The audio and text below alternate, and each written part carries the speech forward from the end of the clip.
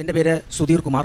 മൂത്ത മകനാണ്. ദിനദേവ് എന്നാണ് പേര്. ഞാൻ 100% അന്ധനായ ഒരാളാണ്. എൻ്റെ മകനും 100% അന്ധത ബാധിച്ച ഒരാളാണ്. എഞ്ചിനീയറിംഗ് എൻട്രൻസ് പരീക്ഷയ്ക്ക് എഴുതുന്നതിന് വേണ്ടി ആപ്ലിക്കേഷൻ കൊടുത്ത് 3ാമത്തെ ദിവസം മോൻ്റെ ഫോണിൽ മെസ്സേജ് വരികയാണ്, നിങ്ങളുടെ ആപ്ലിക്കേഷൻ റിജക്ട് ചെയ്തു എന്ന് പറഞ്ഞിട്ട്. അന്ന് വൈകുന്നേരം പ്രാർത്ഥനയ്ക്ക് ഇരിക്കുന്ന ആ സമയത്ത് എനിക്ക് മാതാവ് നൽകിയ ഒരു സന്ദേശമാണ്, ഈ അധികാരികളോട് ചോദിക്കുക എന്ത് അടിസ്ഥാനത്തിലാണ് നിങ്ങൾ ഇത് റിജക്ട് ചെയ്യുന്നത്. കണ്ടുകാഴ്ചയില്ലാത്തവർക്ക് എഞ്ചിനീയറിംഗ് പഠിക്കാൻ പാടില്ല എന്നുള്ള ഉത്തരവ് എവിടെയെങ്കിലും ഉണ്ടെങ്കിൽ അത് എനിക്ക് നൽകണം പറഞ്ഞു. അതുപോലെ ഞാൻ അടുത്ത ദിവസം കമ്മീഷണർ ഓഫീസിൽ പോയി ഇത് എഴുതി കൊടുത്തു. 2 ദിവസം കഴിഞ്ഞപ്പോഴത്തേക്ക് മെസ്സേജ് വരുന്നു, നിങ്ങളുടെ ആപ്ലിക്കേഷൻ സ്വീകരിച്ചിരിക്കുന്നു. എൻട്രൻസ് പരീക്ഷയ്ക്കുള്ള ഡേറ്റ് ആറായി, സ്ക്രൈബ് ആവശ്യമുണ്ട്. അപ്പം സ്ക്രൈബ് ഓർഡർ കിട്ടണം എന്ന് പറഞ്ഞുകൊണ്ട് ആപ്ലിക്കേഷൻ കൊടുത്തു. അവർ പറഞ്ഞു +1 വരെ പഠിച്ച കുട്ടികൾക്ക് മാത്രമേ സ്ക്രൈബായിട്ട് എഴുതാൻ പറ്റുള്ളൂ. കുട്ടിയുടെ മാർക്ക് ലിസ്റ്റും കൂടെ വേണം ഈ ആപ്ലിക്കേഷനോടൊപ്പം. ഞാൻ 11ാം ക്ലാസ് പഠിക്കുന്ന ഒരു കുട്ടിയെ കണ്ടെത്തി ഡീറ്റെയിൽസ് എല്ലാം വെച്ചുകൊണ്ട് ആപ്ലിക്കേഷൻ കൊടുത്തപ്പോഴത്തേക്ക് +1ന്റെ മാർക്ക് ലിസ്റ്റ് കിട്ടണമെന്നുണ്ടെങ്കിൽ ഇനിയും ഒരു 1.5 മാസത്തോളം കഴിയാൻ റിസൾട്ട് വരാൻ. അപ്പോൾ അവർ പറഞ്ഞു, അധികാരികൾ പറഞ്ഞ ഒരു കാര്യമാണ്, 10ാം ക്ലാസ് പഠിച്ചപ്പോൾ ഏത് സ്കൂളിലാണോ പഠിച്ചത് ഹെഡ് മാസ്റ്ററെ കണ്ട് ഈ കുട്ടി ഈ സ്കൂളിലാണ് പഠിച്ചത്, പാസ്സായതാണെന്നും എല്ലാം പറഞ്ഞുകൊണ്ട് മുദ്രപത്രത്തിൽ എഴുതി വാങ്ങിച്ചുകൊണ്ട് പറഞ്ഞു. ശരി എന്ന് പറഞ്ഞാൽ ആ കുട്ടിയും കുട്ടിയുടെ രക്ഷകർത്താക്കളെയും എൻ്റെ ഈ മോനെയും കൂട്ടി ഞാൻ ആ സ്കൂളിൽ പോവുകയാണ്. അന്ന് അവിടെ ഹെഡ് മിസ്സസ് ആയിരുന്നു. അപ്പോൾ കാര്യം പറഞ്ഞു, ഒരു വിധത്തിൽ അടുക്കില്ല, ഒട്ടും സഹകരിക്കില്ല. അതായത് കുട്ടി ഇപ്പോൾ 11ാം ക്ലാസ്സിൽ പഠിക്കുന്ന ആ സ്കൂളുകാർ വേണം ഇനി സർട്ടിഫൈ ചെയ്യാനായിട്ട്, ഞാൻ സർട്ടിഫൈ ചെയ്യില്ല. അപ്പോൾ അതിന്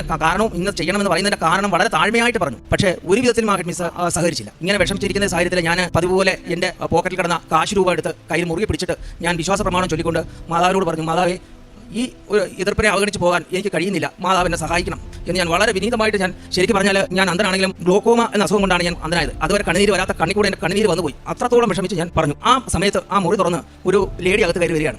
കാലിൽ ഒരു ചിലങ്ക കിടപ്പുണ്ട്. കാരണം നടന്നു വരുമ്പോൾ കേൾക്കാം ശബ്ദം, നല്ല മുല്ലപ്പൂവിൻ്റെ ഒരു മണവും ഉണ്ട്. കയറി വന്നിട്ട് ഞങ്ങളുടെ അടുത്ത് വന്ന് നിന്നുകൊണ്ട് പറയാണ്, സിസ്റ്ററെ, ആ സ്ക്രൈബറായിട്ട് വന്ന കുട്ടിയെ ചൂണ്ടിക്കാണിച്ചുകൊണ്ട് പറയുകയാണ്, ഈ കുട്ടി ഈ സ്കൂളിൽ കഴിഞ്ഞ 1 വർഷങ്ങൾക്ക് മുൻപ് 10ാം ക്ലാസ് പഠിച്ച് പാസ്സായി പോയ കുട്ടിയല്ലേ, ആ കുട്ടിയാണ് ഈ ദിനദേവിന് സ്ക്രൈബായിട്ട് പോകാൻ പോകുന്നത്. അപ്പോൾ നമ്മൾ ഇപ്പോൾ ഇവിടെ ചെയ്യാൻ പോകുന്നത് ഈ കുട്ടി ഈ സ്കൂളിൽ പഠിച്ചതാണെന്നും ഈ സ്കൂളിൽ നിന്ന് 10ാം ക്ലാസ്സിൽ ഇത്ര മാർക്കോടുകൂടി വിജയിച്ചു എന്നും സർട്ടിഫൈ ചെയ്ത് കൊടുക്കുന്നു, ഇത്രയല്ലേ ഉള്ളൂ. ഇത് സ്കൂളിന് ഒരു നഷ്ടവും സംഭവിക്കുന്ന ഒരു കാര്യമല്ലല്ലോ. സത്യസന്ധമായ ഒരു കാര്യത്തിന് നമ്മൾ എതിർക്കുന്നത് ദൈവഹിതമല്ല എന്ന് ഇത്രയും പറഞ്ഞിട്ട് മോൻ്റെ കയ്യിൽ നിന്ന് ആ മുദ്രപത്രം വാങ്ങിച്ച് ആ ഹെഡ് മിസ്സിൻ്റെ അടുത്തോട്ടേക്ക് നീട്ടി. ആ ഹെഡ് മിസ് വേറെ ഒന്നും പറഞ്ഞില്ല, കയ്യിൽ വാങ്ങിച്ച് അതിനകത്ത് എഴുതാനുള്ള കാര്യങ്ങളെല്ലാം എഴുതിക്കൊണ്ട് ദിനദേവിനോട് പറഞ്ഞു, ദൈവസ്നേഹത്താൽ അഭിഷേകം ചെയ്യപ്പെട്ടെ മോനെ എന്ന് പറയുന്നു. അത് കഴിഞ്ഞ് ആ ലേഡി അതുവരെ എൻ്റെ അടുത്ത് ഇരിപ്പുണ്ടായിരുന്നു. ഞാൻ എഴുന്നേറ്റ് എന്ന് പറയുകയാണ്, സ്നേഹത്തോടെ ദൈവത്തെ അടുത്താൽ ദൈവം ഒരിക്കലും കൈവിടില്ല, അത് മനസ്സിലാക്കണം, ദൈവം എപ്പോഴും കൂട്ടുണ്ടാവും എന്ന് പറഞ്ഞാൽ ആശീർവദിച്ചിട്ട് അവിടെ ഇറങ്ങി. ആ സമയത്ത് ഹെഡ് മിസ്സിന് നന്ദി പറഞ്ഞിട്ട് പുറത്തിറങ്ങി ആ മാഡം ഈ സ്കൂളിൽ ആരാണെന്ന് അറിഞ്ഞൂടല്ലോ, ഒന്ന് നമുക്ക് കണ്ടുപിടിച്ച് നന്ദി പറയണം. കാരണം ആ മാഡം കയറി വന്നതുകൊണ്ടാണ് അല്ലോ നമുക്ക് ഇത്രയും സാധിച്ചതെന്ന് പറഞ്ഞാൽ അവിടെ എല്ലാം പരിസരത്തെല്ലാം നോക്കുകയാണ്.